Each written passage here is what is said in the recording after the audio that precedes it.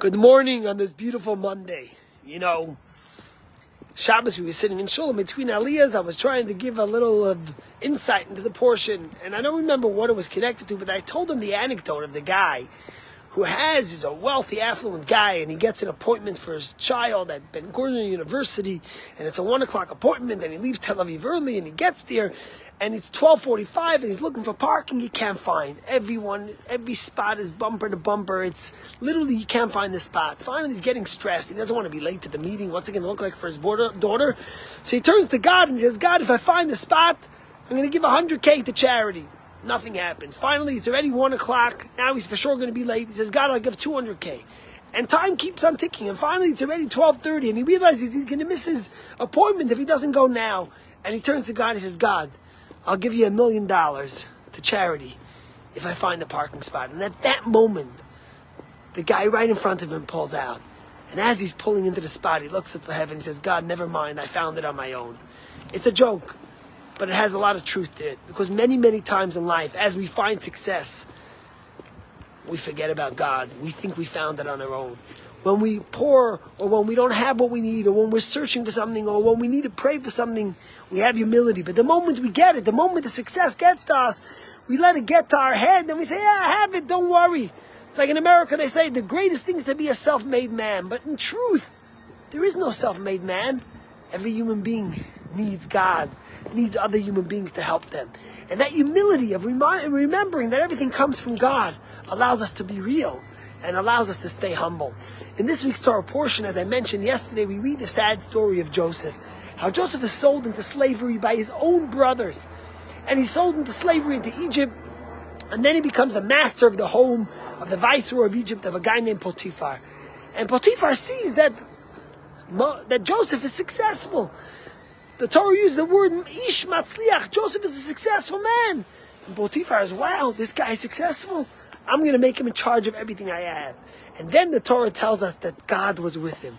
And the question the rabbis ask is, if Joseph was successful, of course God was with him. You have to tell us that God was with him.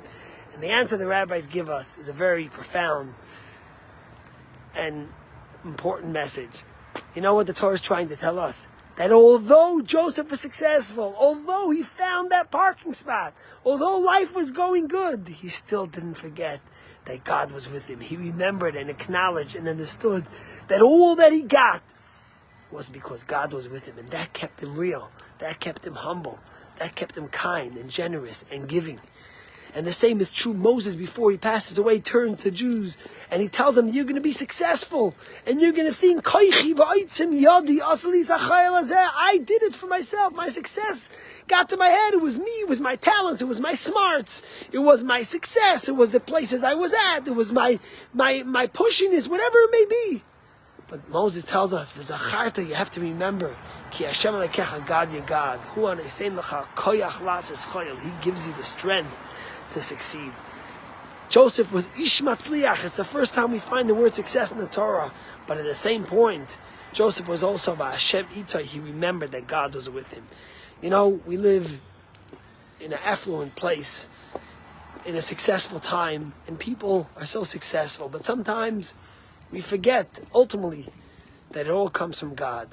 And we have to remember. And one of the ways of remembering is by giving back. And today, we started our end of the year campaign at Chabad at Chestnut Hill. And anyone that knows what we do through our Camp Gan Israel for 300 children, through our children's programs and Hebrew school and Bat Mitzvah clubs and classes and shul and Shabbos and holiday programs. Tonight itself, Gruni has a program for 120 ladies, and then we have Saturday night and Sunday in the mall and Tuesday in the mall and teen events. Chabad needs your support. We've been a beacon of light and strength for all those that want to love and support Israel. And in order to have a strong Israel, you need a strong diaspora. So I'm hoping that all of us that are successful and are able, in whatever level to give, from $18 to $1,800 to $18,000, that we're generous and we're kind and we share in this holiday spirit. You can go to chabadch.com/match. And as Joseph said, Hashem Matzliach, Ish Matzliach, he was a successful man, but God was with him. May God be with each and every one of you and bless you in this holiday season that we find happiness and joy and unity amongst the Jewish people, and that Israel succeeds in eradicating evil and Hamas and brings security and safety to its people. Because although we're living in America and things might feel safe, our hearts, our spirits, and our minds are in Israel with our brothers and sisters. God bless you.